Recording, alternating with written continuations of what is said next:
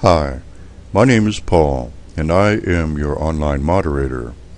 The purpose of this short video is to show you how your interactive grading spreadsheet will work. You either have received or will receive a link to your own personal spreadsheet, and with this will either be a text file as an attachment or an image file embedded into the body of the email of a percent to grade ratio formula. The idea of the spreadsheet is to assure you of the most objective grade possible and allow you to see in a dynamic fashion how you are progressing and what areas you may need to improve.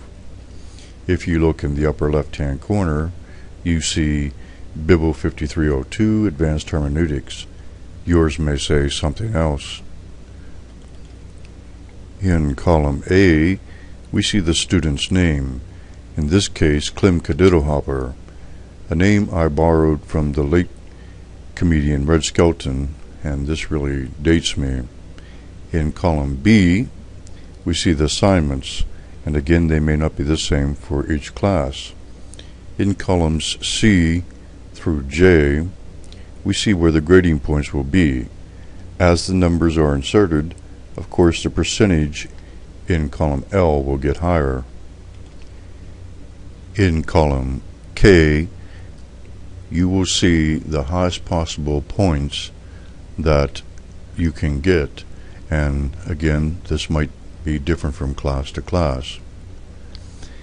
In this case, the highest possible amount is 640 points, and right now we see that Clem has a total of 45%.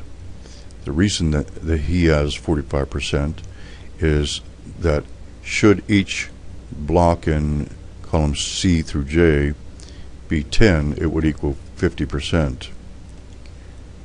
Now if we return to column B, we see that there are 6 categories. Again, this is in this case, and yours might be different. Some classes will have just 2 research assignments, some only 1, but the combination of the both will equal 50% of your final grade. So to be clear, the lecture summary, reading summary, comment 1 and comment 2 will equal 50% of your final grade, and your research assignments or your final paper will equal the other 50%. On your syllabus, lecture summary might say between 50 and 75 words. Folks, this is the minimum. If you want to get the minimum grade, you'll do the minimum work. I expect more copious amounts of words to show that you understand the lectures clearly, as they are usually fairly involved. Likewise with your reading summaries. If you think there's a conflict between what the syllabus says and what I say, please contact me, because I'm going to be grading you, and for the most part I'll be going by the requirements at the top of each week's discussion board. So please read ahead on the tops of the discussion boards for each week. It only takes a few minutes, and that way you'll know exactly where you should be going. Again, in column B, comment 1 and comment 2 are simply comments that you make with regard to what other students say or to an observation I make. If you look in column 4, you see that Clem didn't make any comments, which is a bad move on Clem's part. This can actually reduce the final grade, and it isn't that hard of a thing to do.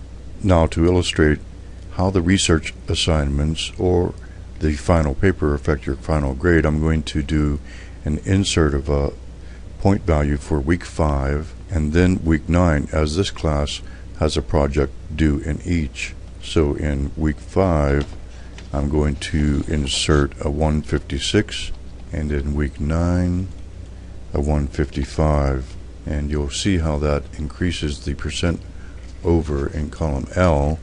But before we get to that, I would like to point out that you really should take a look at the Tyndale's coursework policies and grading criteria, because you'll see that there's 25% of the grade on your papers will be judged according to 4 categories.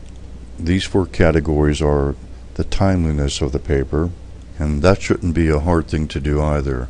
If you have a problem, let me know, but don't let me know when the paper is due.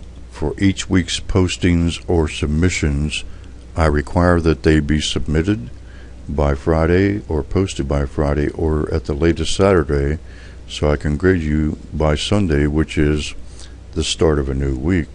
Another 25% of the grade for your paper or research project will be assigned according to the formatting, and Tyndall uses Turabian formatting, and if you don't understand that, then I will have links to how to format according to the Turabian style. Not all papers are going to have this as a requirement, and I'll let you know on a case-by-case basis.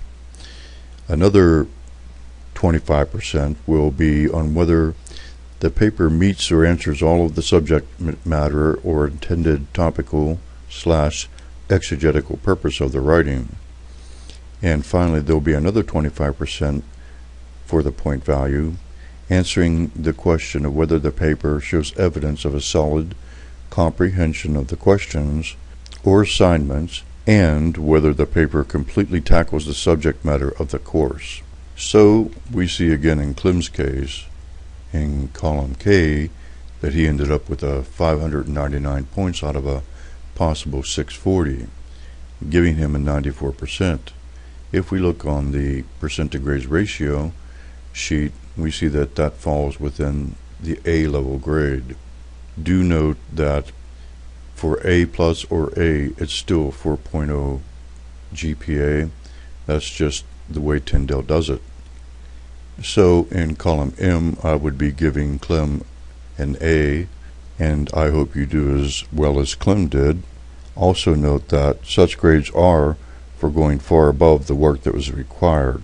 I hope this video has answered some questions. Indeed, it won't answer all of them, but please feel free to contact me by email, phone, or text message, again, smoke signal, whatever, and I'll get back to you as soon as I possibly can. I'll check the discussion board at least 3 to 4 times a week, and I'll do all that I can to ensure that your time this semester is well spent. Good day.